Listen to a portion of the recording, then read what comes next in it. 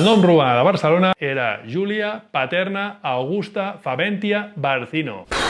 Sort que al final només va quedar com a Barcino. Però saps d'on els experts diuen que ve el nom? Ara t'ho explico. Una de les teories que sembla la més certa de totes és que es van trobar unes monedes ibèriques d'un assentament que hi havia hagut previ dels ibers del segle III abans de Crist i on hi havia inscrit la paraula Barqueno. Una altra teoria diu que ve de la família Barca, d'Aníbal Barca o Amílcar Barca. Recordem que Aníbal és el que va passar per Barcelona per travessar amb 38 elefants els Pirineus per anar a conquerir Roma. Segons aquesta teoria, Barcelona tindria un nom d'origen cartaginès. I la tercera teoria parla de que quan Hèrcules estava navegant pel Mediterrani, una de les seves barques, després d'una tempesta molt forta, va arribar a les costes de Montjuïc i dona la casualitat que aquesta barca era la